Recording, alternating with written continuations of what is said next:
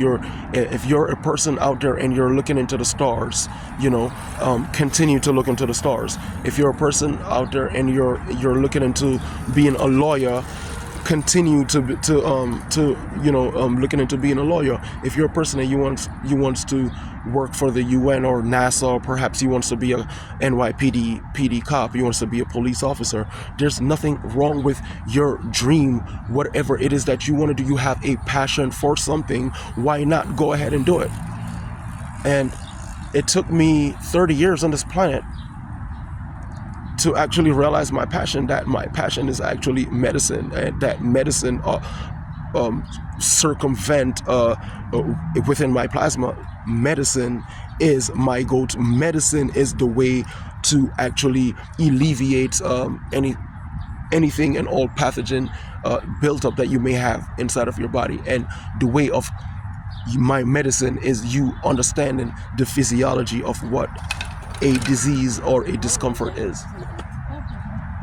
And if I should get into what a thing is, a thing happens to be a noun. A noun is a person, place, or a thing. Like, we learned this when we were in school. We learned all of this when we were in school. What's a noun? A noun is a person, place, or a thing. The thing that I'm discussing is a disease. What is a disease? A person's having a discomfort inside of their body.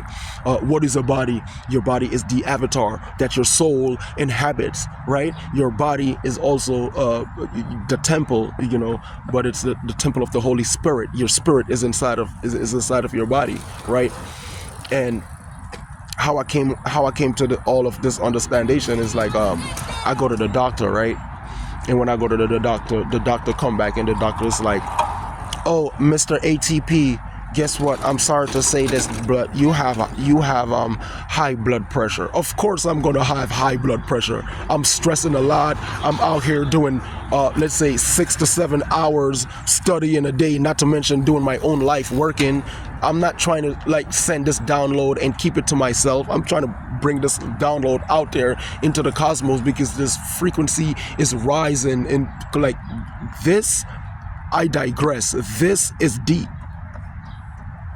And what's going on is you're gonna go to the doctor, and the doctor is gonna give you a diagnosis, and the doctor is gonna say, you have diabetes, and now that alone is gonna give you high blood pressure, because now you're gonna start stressing. Oh, I got diabetes, I'm dying. No, you're not dying. Having a person suffering from diabetes type 1, diabetes type, you're not dying. Don't think that you having that discomfort in your body that it's a bad thing. Yeah, it may look bad on you that you're suffering from it, and sorry that you're suffering from that, but the world isn't ending for you, and even if you're living with diabetes for a long time, all you have to do is understand, do your research, and know the physiology of what a thing is. A thing is a noun, a person, place, or thing that happens to be a noun.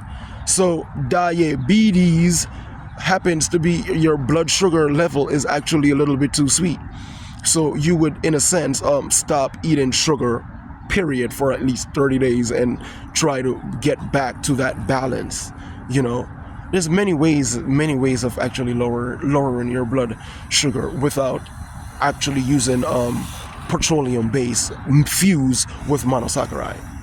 What you actually need is just monosaccharide. You have to eat what's presented to you by God. Fruits and vegetables happens to be monosaccharide. And the reason why I mentioned my mom and my dad, who happens to be the XX and the XY chromosome, is because prior to zygote, I'm inside of my mom. Now my mom pituitary gland is sending a signal to her thyroid gland, and that's actually sending another. These are females, XX chromosomes. They're emotional creatures. They sends a lot of signals and chemical, hormonal, emotional things throughout their body. It's amazing. The human body when you understand the human body, you're gonna understand and know that you even have 100 trillion microbiota that's actually living not just in the intestinal system, but also throughout the GI tract. We'll get to that later. But the pituitary gland in my mom, it's sending a lot of signal. Now it's going to my mom ovaries, you know.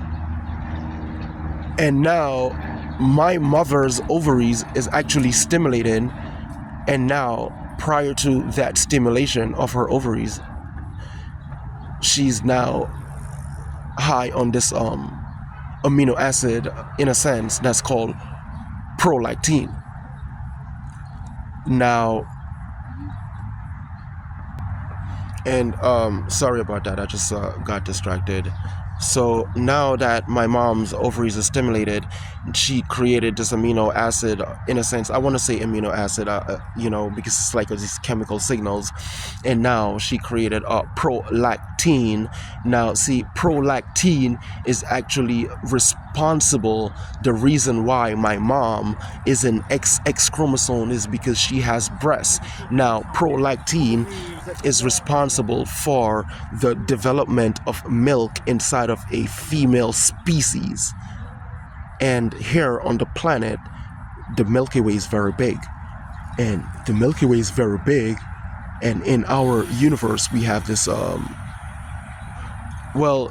have many planets in our universe, but in our solar system, period, we have this planet that's called planet Earth, right? And on this Earth, we have we have one race of people, right? But it's two different species. See, this one race of people, we all may look different, like a different color, black, white, all, you know, Chinese. We're all one freaking race of people, but it's two species, male and female. Female happens to be XX chromosome, male happens to be XY chromosome. And the prolactin that my mom, prior to her ovaries, is stimulated, that creates milk inside of her breast. So now I'm able to eat and survive as a baby. And I actually want to you know, thank my mom for that, protecting me, you know, when I was a baby, and going through all of these chemical problems in order to create prolactin, in order to make milk for me.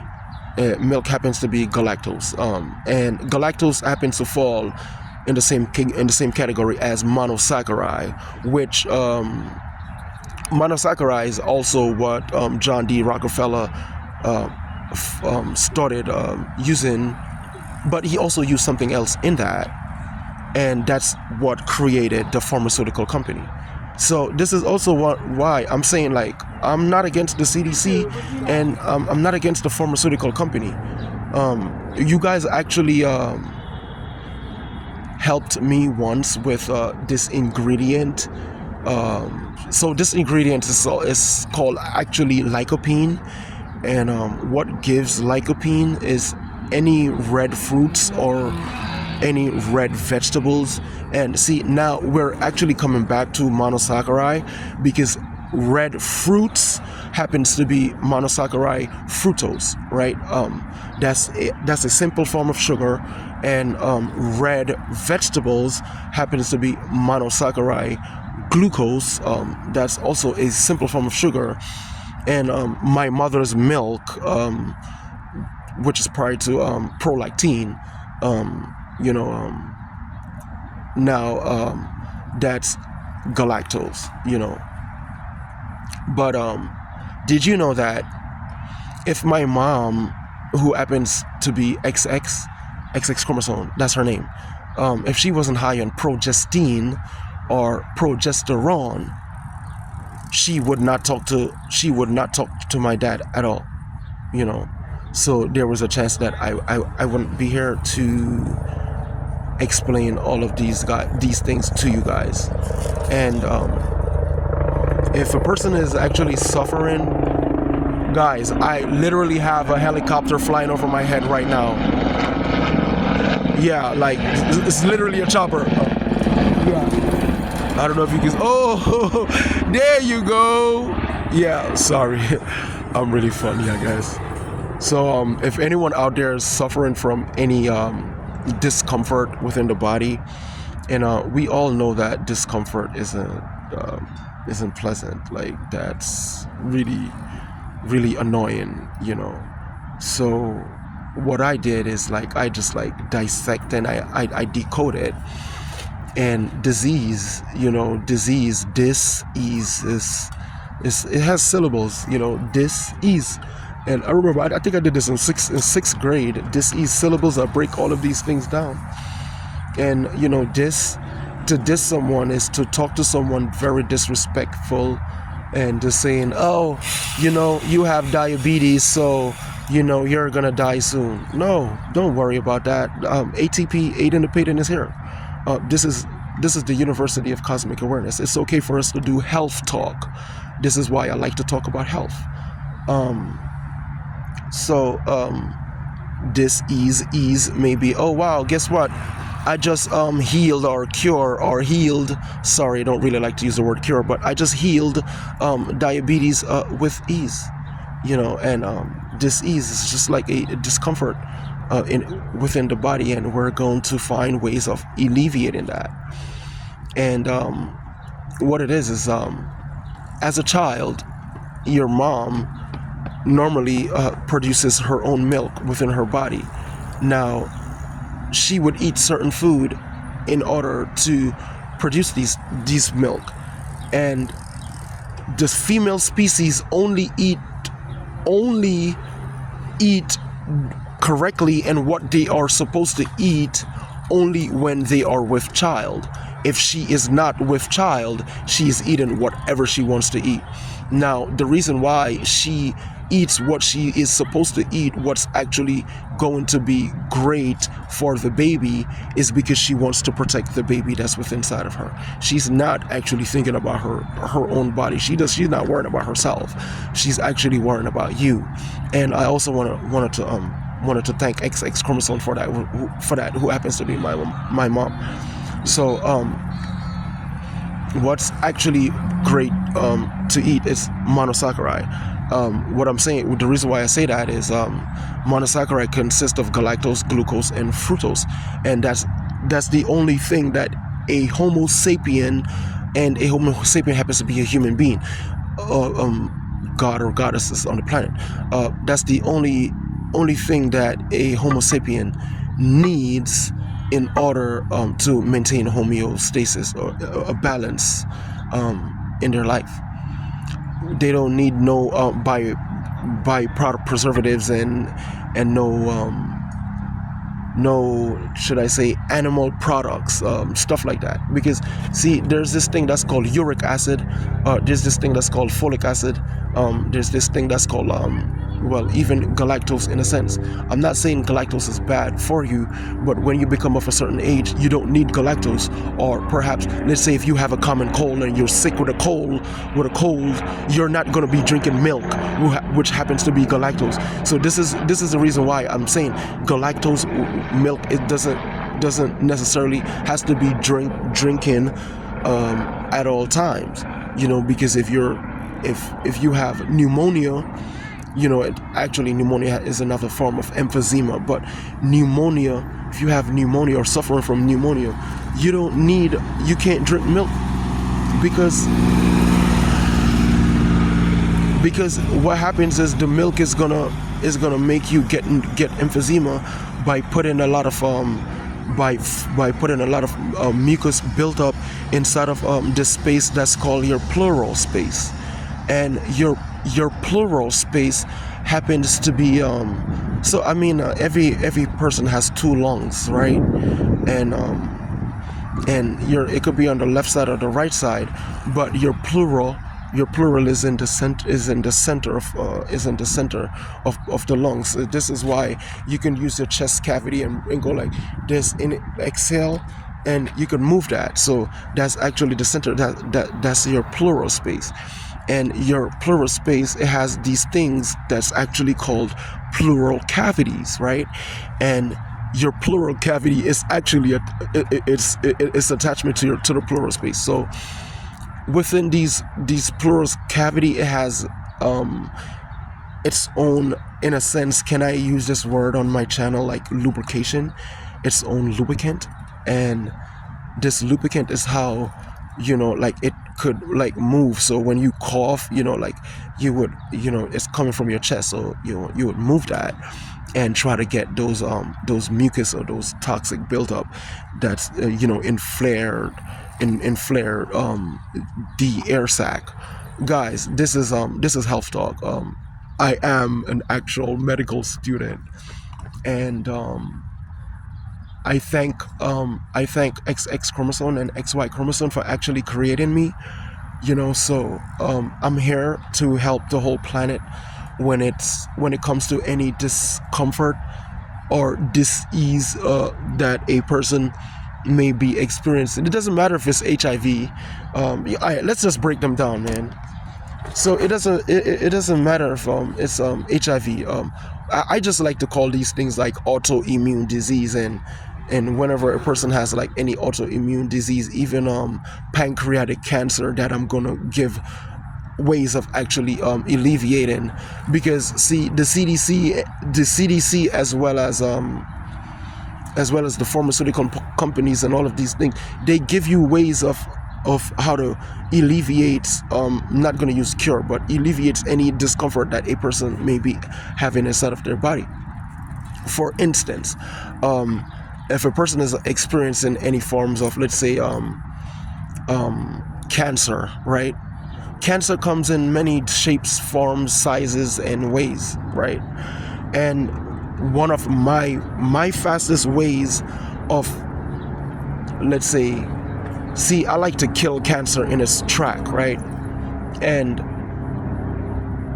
I can do this 7 ways. There's many ways of doing this, but the general public doesn't know how to do this. And so lycopene, right? That's every fruits and every vegetable that happens to have a color, and the color is the warning color, red. If you see a red color, you're gonna stop immediately, right? So you have a bell pepper that happens to be red. You have a tomato that happens to be red. You have the let's say grapes, red grapes, red strawberry, red plum. Anything that's actually red, watermelon, papaya. Man, my brain isn't working so good right now. I can't think. I have so much on my brain. It's unbelievable. Any fruits, any vegetable that happens to be red gives lycopene, however you want to say that, and that helps with cancer. Any form of cancer, especially people that's suffering with skin deformity, skin pigmentation, or let's say low melanin, because what happens is it activates and kills pathogens. Pathogens is another form of building disease, bacterial form and stuff. All right, what are pathogens? ATP. My name is actually ATP, adenosine triphosphate. ATP actually means adenosine triphosphate. So this is me, ATP, asking myself, what is a pathogen? A pathogen, right? A pathogen happens to be any of the class of bacteria, any of the class of bacteria, disease-forming germs that can be categorized or classified as like 6 or 5 different thing. What a thing is, a person, place, or a thing is this disease pathogen thing. I'm going to classify it as like 7 different things, but I'm going to specify. So let's say the first one, we can use a worm, right? So a worm is in the same class of a pathogen, but we still have 6 more pathogens to go to. So but we're still on number 1, because we don't have just one worm inside of the body, and we may have a lot of worm. It starts from the GI tract. Now the GI tract starts from the mouth, and it goes all the way down, and it comes out the anal cavity. The anal cavity happens to be connected to the rectum.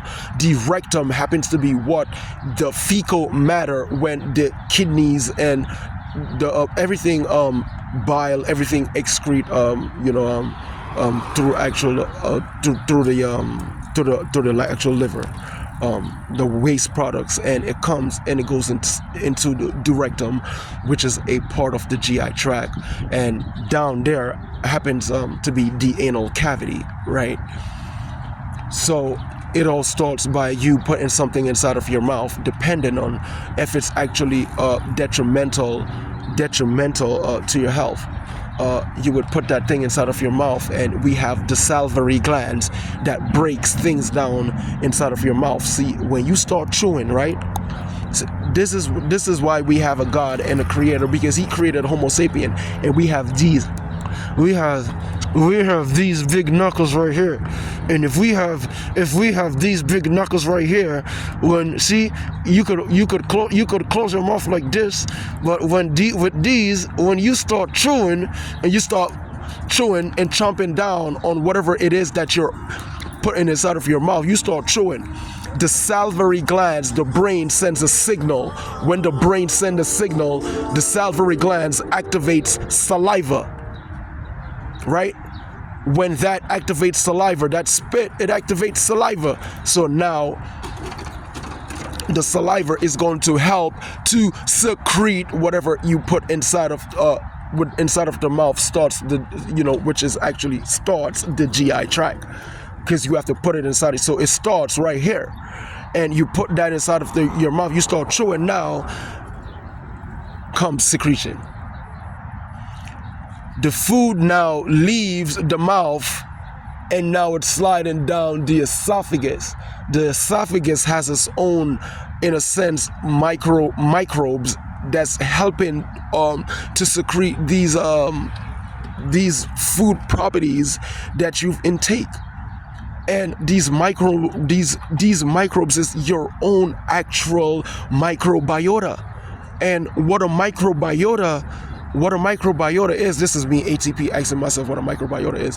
What a microbiota is actually how I cure myself of all my pathogens. And well, you can't really cure yourself of all pathogens, because you have 10 billion microbiotas inside of the gastrointestinal system, and your gastrointestinal system happens to be the stomach, the digestive system. But what happened is, when it's going down the esophagus, you have your own microbiota, good bacteria that's helping to break these food down before it gets down into the gastrointestinal system, And when that happens now, your food is going to digest within, let's say, 6 to 12 hours. When that food digests within 6 to 12 hours, you're actually ready to eat again, because the whole process for the body is for you to keep on eating in order for you to maintain cellular growth. And what a cellular growth is, we have this thing that's called time. Time isn't waiting on you. If you don't eat anything today, you may lose a couple of inches, So this is also why it is imperative for anyone that's actually needs to go on, trying to lose weight, to go on a diet. And there's many ways of actually going on a diet. A person going on a diet is they actually changing their eating habits. A person going on a diet is actually them stopping eating, for a duration of time. You know, now like you go on a diet for 2 days and you don't eat for anything for 2 days, of course you're going to lose some pounds in inches out of your body. And the whole process of that is like it starts back, because when the food is digested, now in a sense it's there inside of the colon, right? It's going to leave there. The colon is literally an attachment to, or should I say an extension to the large intestine. The large intestine is literally an extension or an attachment. It's attached to the small intestine is attached to the large intestine. And the small intestine, the food now is going to come and it's going to go over there. It's going to go towards the duodenum, you know. The duodenum, to me, the duodenum has two jobs. The duodenum is going to say, hey, we have a lot of nutrients, mineral, nutrients, proteins that we need for the body. A little bit of calcium, a little bit of iron there, a little bit of potassium there. We're gonna send this through the plasma, through the blood. The duodenum does that, and the duodenum sends all of these nutrients and minerals through the blood.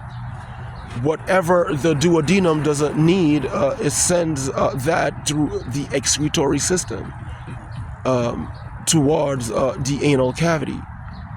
This is the GI tract, guys. You know, it starts from your mouth and it goes to the anal cavity. So, depending on the person,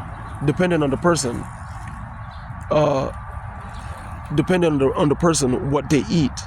Now, if this food is actually monosaccharide, where it could go throughout the GI tract smoothly with no problems, that's great.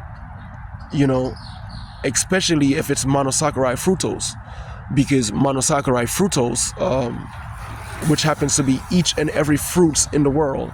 Now, what it is monosaccharide fructose that contains seeds, is great, a lot of fibers. Well, fruits naturally gives you fiber, but if you're eating fruits with seeds inside of it, and eating the seeds, that's really great for the GI tract, the gastrointestinal system, the stomach, the gut lining. Helps clean the gut walls. It helps and aids and acts as a diuretic. What that is, it, you know, not going to make you be constipated. See, if a person is constipated, that's messed up, because constipation brings or breathe pathogens built up. We back to pathogens again. And remember, like I said, there's more than one pathogen. It's like 7 of them. And we were only on number 1, which happens to be worm. There are many different types of worm. You know, it's not a round or ground worm. You know, it's not a wing worm. It's not a hook worm. It's not a tapeworm. It's not a wool worm. You know, it could be Fasciolaskis buski. It's many different types of worms.